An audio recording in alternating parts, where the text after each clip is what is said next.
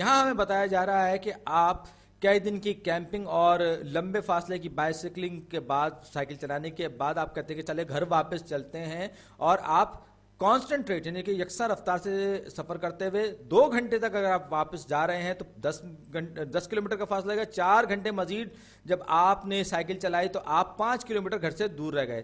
تو اب ہم سے پوچھا جا رہا ہے کہ اگر ایک مرتبہ آپ نے گھر واپسی کا سفر شروع کر دیا تو آپ کو کتنے گھنٹے لگیں گے گھر پہنچنے میں. تو یہاں پر میں 2 ویریبلز میرے پاس ہیں. ایک تو ویریبل ہے ٹائم کا یعنی کہ وقت آپ کو کتنا لگا، اور دوسرا اس میں ویریبل ہے ڈسٹنس یعنی فاصلے کا جو کہ آپ کا گھر سے ہے. یہاں پر مجھے 2 ویلیوز دی گئی ہیں اور کانسٹنٹ ریٹ کے بارے میں بتایا تو 2 گھنٹے گزر گئے اور تو 2 گھنٹے بعد 10 کلومیٹر کا فاصلہ رہ گیا. 4 گھنٹے بعد کہہ رہے ہیں کہ آپ کا اپنے گھر سے فاصلہ 5 کلومیٹرز رہ گیا. اور ایک بار پھر یاد دلا دوں کیونکہ ہم کہہ رہے ہیں کانسٹنٹ ریٹ کا مطلب ہے 2، یہ جو گیپ ہے یہ 4، 2 سے آپ کو 2 گھنٹے گزرے، 2 سے 4 میں آپ کا فاصلہ جو ہے وہ 5 کلومیٹر کم ہو گیا. تو اگلے 2 گھنٹے کے دوران آپ کو کتنے گھنٹے گزر جائیں گے؟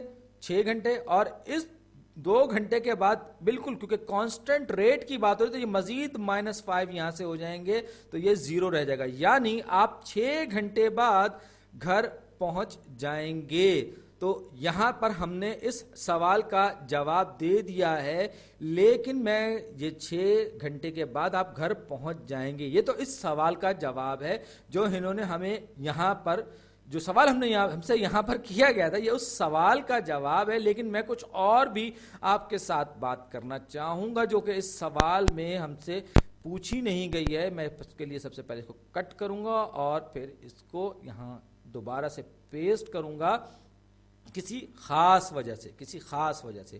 اب میں کہتا ہوں کہ ابھی میں نے سفر شروع کیا، یہ تھوڑا سا رہ گئے ان کو صاف کر دوں. اب میں یہ کہتا ہوں کہ اگر میں الٹا چلوں یعنی کہ میں 0 پہ آ جاؤں، یعنی کہ 2 میں سے میں نے 0 نکال دیا، یعنی کہ یہ جو گیپ ہے، یہ جو سٹیپ ہے یہ 2 -2 ہے، یعنی اب میں الٹا چل رہا ہوں. تو اب یہاں -2 ہے تو یہاں پر الٹی ڈائریکشن میں +5 ہو جائے گا کیونکہ کانسٹنٹ ریٹ کی بات ہو رہی ہے.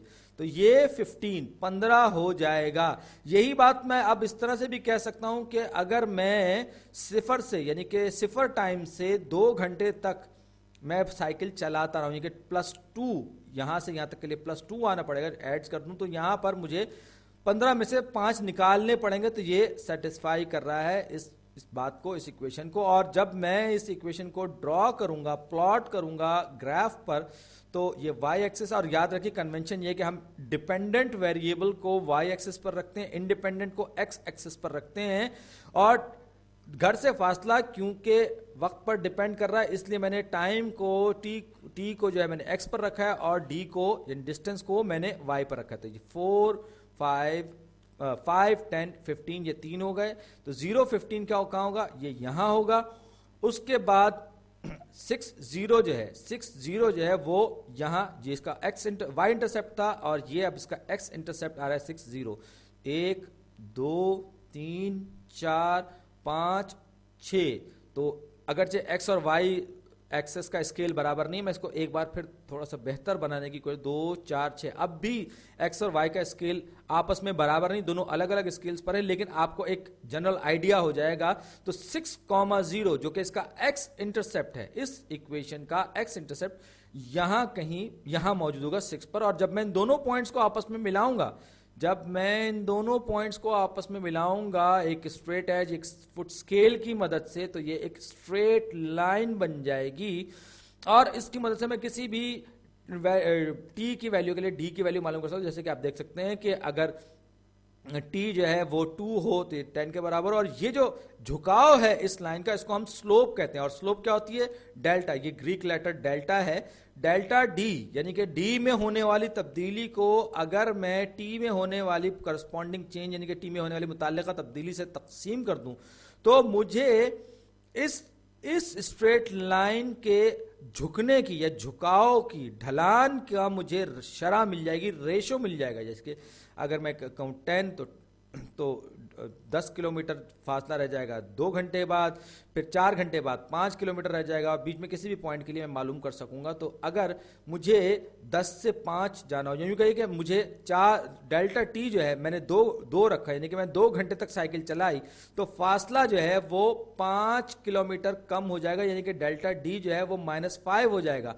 तो मैं क्या करूंगा कि डी में होने वाली तब्दीली को उसी गैप, उसी वक्फे के दौरान टी में होने वाली तब्दीली से मैं तकसीम कर दूंगा। तो मैं वो जो तकसीम का जवाब मेरे पास आएगा वो स्लोप होगा। और अब मैं इसको स्लोप इंटरसेप्ट फॉर्म में अगर लिखूंगा तो D as a function of T भी लिख सकता हूं, लेकिन मैं सिंपल डी भी लिख सकता हूं, जो कि यहां पर मेरा y is equal to M x plus B वाली फॉर्म में लिख रहा हूं मैं इसको। तो c जो है या वो b जो है मेरे पास 15 है, क्योंकि टोटल जो इसका जो y इंटरसेप्ट है वो 15 है, लेकिन साथ ही साथ इसका जो स्लोप है वो क्या है -5/2, और ये क्या है t जो है वो x की जगह आ गया। इस तरीके से ये हमने इसको इस इक्वेशन की शक्ल में भी ड्रॉ कर दिया, जो कि हमसे सवाल में नहीं पूछा गया था, हमने अपनी मर्जी से किया है।